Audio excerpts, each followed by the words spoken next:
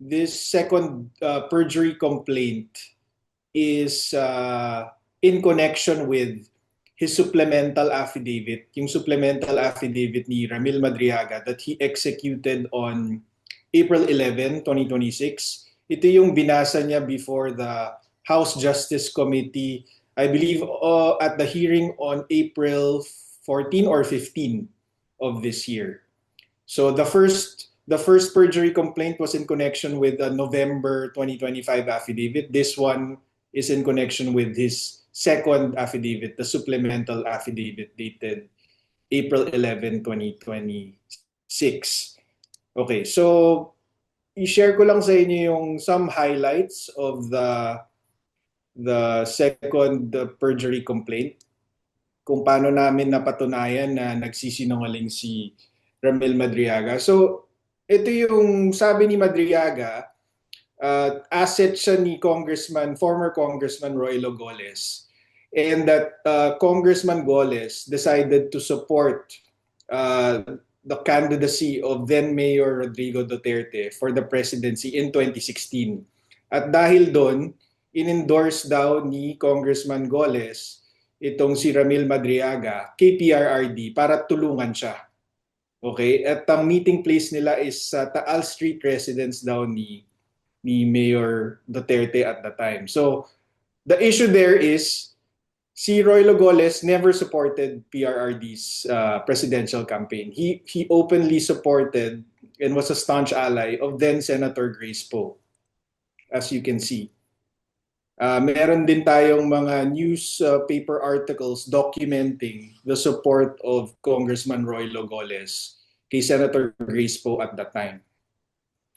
And in addition, si Roy Logoles, when he was still alive, of course, he passed away a few years ago. Si Roy Logoles was a known advocate of close ties with the US, and he was highly critical of PRRD's foreign policy at that time, yung shift away from the US and shift towards China. So we have documentation, public news reports proving that also. We've also inquired with the family and staff of Roy Logoles. Hindi po nila kilala si Ramil Madriaga.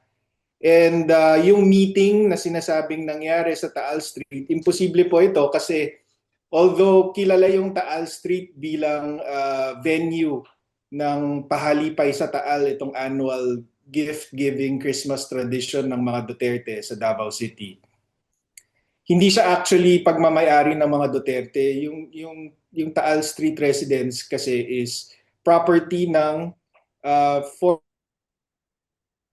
PRRD na si Miss Elizabeth Zimmerman. So ang nakatira doon mula pa ng 2009 is mga kamag-anak ni Miss Elizabeth Zimmerman. So imposible po yung sinasabi niyang doon pa nakipag-meeting kay Madriaga at saka kay Congressman Goles.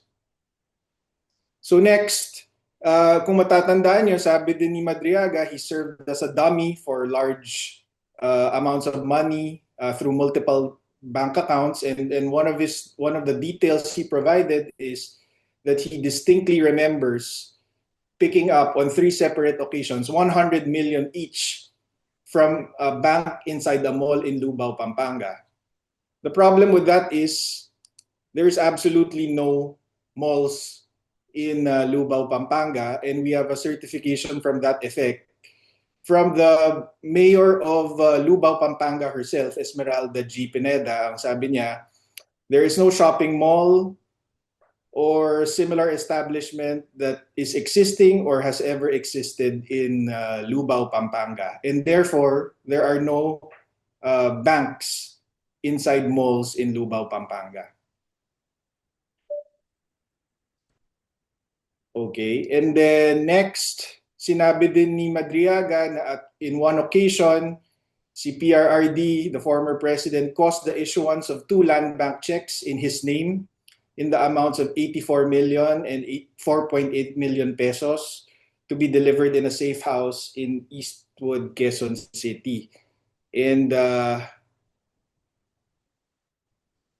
hindi natin ito pala. So ito yung itsura nung cheque. In-identify ito ni Ramil Madriaga as Annex A ng supplemental affidavit niya. Ang ginawa namin para pasinungalingan to is kumuha kami ng sarili naming manager's check, yung nasa taas.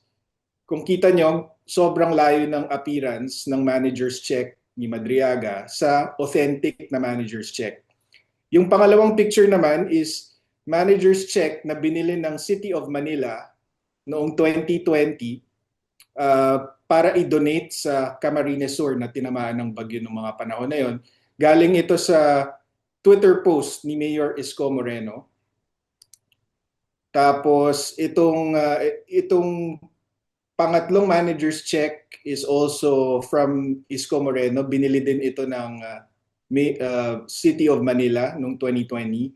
Tapos itong pang-apat naman is bigay mismo ng Land Bank of the Philippines to the city of Zamboanga in 2018 for financial assistance. So may kita nyo na napakalayo ng appearance nitong manager's check ni Madriaga at saka yung mga authentic na manager's check.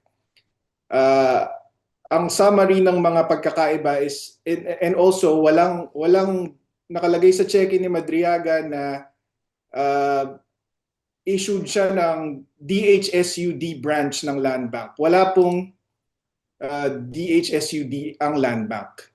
The only presence of Land Bank in DHSUD is an ATM. Tapos dun sa cheque mismo, misspelled po yung pangalan ng DHSUD. Department of Human Settlement ang nakalagay instead of settlements at wala pong end. Yung settlement and urban development, wala pong end. So kitang-kita na pineke po itong cheque. Tapos dun sa CICS waiver, it's a standard waiver printed on the check itself. Nakalagay Land Bank Corporation. Hindi po yun ang pangalan ng Land Bank, ang corporate name. Ang corporate name po ng Land Bank is Land Bank of the Philippines. At base dun sa mga authentic checks na nakita natin, hindi Land Bank Corporation ang ginagamit niya, kundi Land Bank lang. And then of course, yung dalawang cheque na pinakita ni Madriaga, same ang check number, which is imposible for two managers' checks. Wala din siyang barcode, which is present in all managers' checks na pinakita natin. At saka meron po siyang account number, pero ang mga managers' checks po wala pong account number. So halatang halata po na pineke itong managers' check na in-identify niya.